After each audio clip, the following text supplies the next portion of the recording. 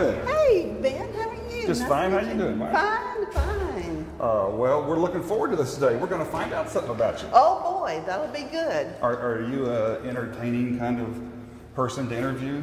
I hope so. We'll find out after this is over. Actually, this is my first time to be filmed, so we'll see how I do. Well, good. Well, good. And so we're going to walk into this classroom, and Okay. I'm going to try to ask the toughest questions Oh my God. I can. Okay.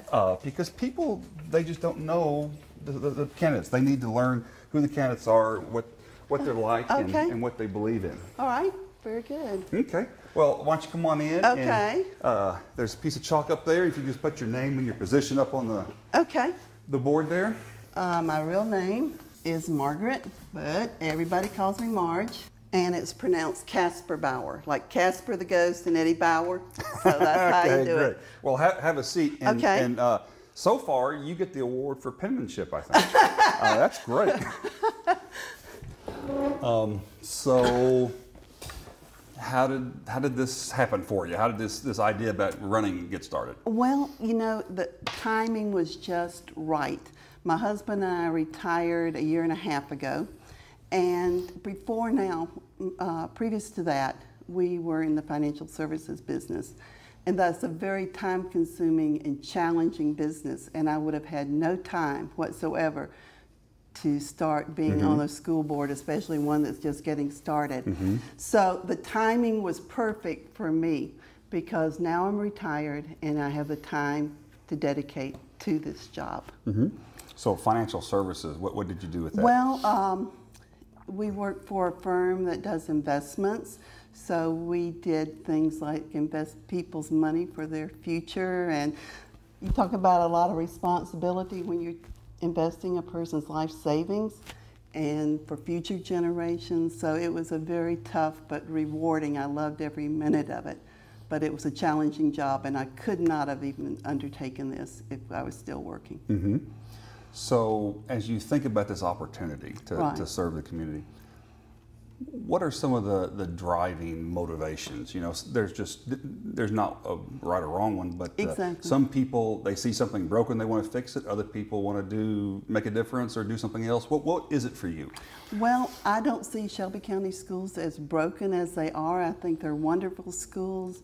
You know, two of our high schools, Collierville and Houston, have both won national awards and been cited in Newsweek and U.S. News and World Report as great schools. So we've got wonderful schools as they are, but we're all aware of the challenges now since Memphis City Schools surrendered their charter and the two systems are now consolidated. So I felt this was a wonderful opportunity to get involved in a brand new small school system. I think small is the best way to go. That way the superintendent has time to get out in the schools, meet the teachers, meet the faculty, meet the families involved and the students. Whereas when you're a part of a huge, huge school system, no superintendent can get out and be out in the classrooms in the community like they would perhaps want to do. Do you have any past experience in the educational system? I do. I graduated from Winthrop College in Rock Hill, South Carolina. I'm a native of South Carolina. And then I went to Charleston to teach school. And there I met this Air Force guy who swept me off my feet. And we got married. And then I taught for a year after we got married in a little rural school back up in my home county that I had never seen before because I grew up in a town somewhat like Collierville. It was called Easley. But I got a job in this rural school and I had my eyes open about things that I didn't even know about my own county. And so that was a wonderful eye-opener and I enjoyed every minute of that. And then the Air Force sent him to Thailand for a year during the Vietnam War. And so I had the opportunity to go visit in Thailand for 2 months. And while there, I volunteered at the local Nakhon Phanom Elementary School. And I taught English to the students because they were already learning it. So I went in and I was, you know, familiar, of course. I'd been a first grade teacher, so I knew all the little songs and easy to do things that I could teach the kids, so I did it there. Then we moved to Dayton, Ohio, and started our family. And then I won't go through the whole thing, but finally we ended up in Memphis. The Air Force sent Jim to be in charge of ROTC down at the University of Memphis, which was Memphis State at the time. So then I started subbing, and then I did some interns or interim positions when teachers were pregnant or out on sick leave or something. And then I got a full-time job at Winchester Elementary, which is located between Airways and Mill Branch. It's in an impoverished area of town, and I chose that school. I had, I think, 4 different schools I could go to, but I thought the need was greatest there. I went out and interviewed with each of the principals and decided that was the fit for me. So I taught there for over a dozen years, and then I left there and started working with my husband in financial services. I had to go get my securities licenses and my insurance licenses and all of that so I would be able to work with his clients. So what is the benefit of your background as a teacher in the new school board in your mind? Well, how would that be a benefit for citizens? Because citizens, they're wondering, you know, who do I vote for? Exactly. Who's the best? Exactly. What does the town need? All right, I think a school board should be comprised of people from all walks of life. My unique situation is that I have the teacher experiences and I have my experiences in financial services working as a businesswoman. So that's what's unique about me, is what I bring to the table, and also that now I have the time to devote to this job. Got any idea how much time it's going to take? I think probably more than any of us know. But you know, when you're retired, you have all the time you need. So that is something I can bring to the table. Well, what do you think for the school board will be some of the big decisions that will have to be figured out? Well, I've done a lot of research on this once I decided to run, and you know, the internet is a great source for anything you want to do. So I've looked up effective school boards and how to be an effective member of a school board and how to choose a school board. But everything I read says that we should first get our vision. What do we in Collierville? And we need to come together, get a consensus of what we want, taking ideas from the community, the parents, the faculty, the students, everyone. And then once we get our vision, we need to find a superintendent who shares it. Because if not, then we're on 2 different pages. So we've seen how that works in some systems when some people of the board have a different idea from the superintendent. So we need to hire the best superintendent we can find that shares our vision and go forward with that. First we have to get our vision and then find the superintendent who shares it that we can work with. The citizens are familiar with the school system they have now. Right. In your mind, how might the vision for the schools in Collierville be different with the new school system? I mean, everybody's got a little bit of inkling about what they'd like. I mean, right. For all I know, you want more math classes or arts and crafts. I don't know.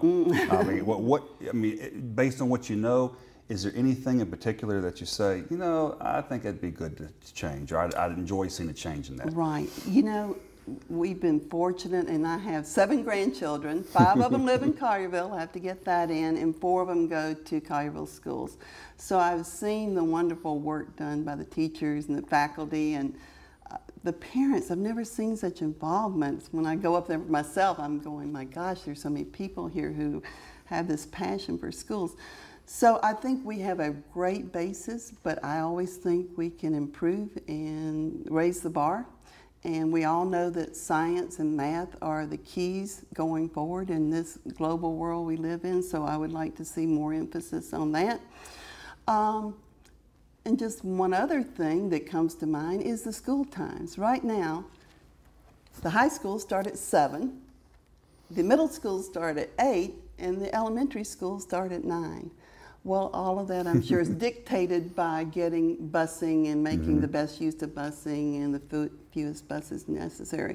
But everything I've ever read says that high school kids need to go to school later than 7 o'clock in the morning, because if they have to be there at start, maybe the school bus picks them up at 6:30. They have to get up at 6. Well, a lot of them have been playing sports or studying, and they haven't gotten the required sleep. So when they come to school, they're not really ready to learn to after probably 9 o'clock, you know? So I think that's another thing that needs to be looked at. So everybody on the school board is going to be a leader. Exactly. And they're going to have their own style of leadership. And there's not a right or wrong style. Exactly. Some people are connectors. They sort of bring people together. Some people are sort of visionaries, and they just say, you know what, guys, that's where we need to go. How would you describe yourself, and how you also deal with conflict? Because there's going to be differences of opinions on the board. And exactly. Well, you know, we've all come across that in our business world and everything else. I pride myself, I think, on being a person who can work in collaboration with others. I like to let everyone have their say, and we listen to all sides and then come to an agreement on what we think is best based on what the pros and cons are of each one. And then the other thing I think is important is once we as a board decide on something, we all need to support it. We've all seen boards, wherever they may be, who, if a person doesn't get their choice on the decision, then they are sort of, all right, I'm not going to go with anything that person says anymore because they voted against my idea. And that's not the way we want to work. That is not effective, and all it causes is conflict. So I see myself as a people person who can get along with most anybody. One of the big decisions is going to be about picking the school superintendent. Yes. And I'm assuming it's going to come down, there'll be 3 or 4 finalists, and they're all going to be well-educated, they're all going to have some level of experience. In your mind, what would be something that you would be interested in that would separate one of those school superintendents from the others? Because that's something you're going to have to vote on. Exactly. I think the superintendent, like I said, needs to share the same vision, because if we as a board have a different vision, even though this may be the most intelligent person in the world and who has done wonderful things in some huge city, we need to get someone that we can work with and that we can work together as a team, because we are a team. We all have to be working together. And I think we need someone who's interested in working with a small school district. You know, that this is what they want, and they have to have a passion to be here. And because it's going to be a difficult position, we're starting from the ground. You know, usually if a superintendent comes in and interviews, they're taking over an existing district, and they can tweak their changes, but everything's running rather smoothly, or at least some areas are moving smoothly. But when you're starting from the ground zero, you really have to get somebody who's dedicated to this. And I hope that our interview questions will help us look through and come to consensus as a board on who is the right person. So let me ask you this. What do you do in this situation? Okay. You're at Kroger's, you're shopping. Okay. Okay. Somebody comes up that voted for you and they say, little Johnny is really unhappy. He's in the 3rd grade. His teacher we think is just horrible. What do you do? Well, first you acknowledge that you heard what they said. You know, people basically just want, I think, acknowledgement that, yes, you heard what I said. So I would say something like, I am so sorry to hear that, because I know you want the best for your child, and I know it is difficult when your child comes home and is unhappy.